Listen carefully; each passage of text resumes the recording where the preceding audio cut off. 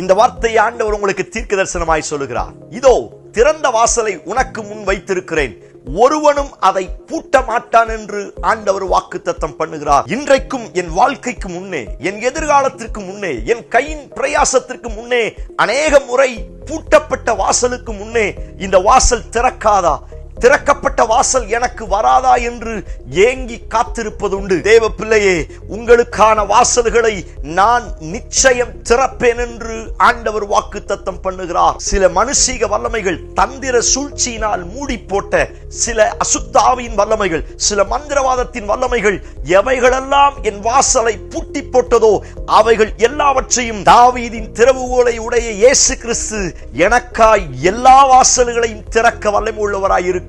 நீங்கள் அவருடைய வார்த்தையை கை கொள்ளும் பொழுது பூட்டப்பட்ட கதவுகள் எல்லாம் உங்களுக்காய் அவர் நாமத்தால் தானாய் திறக்கப்பட போகிறது.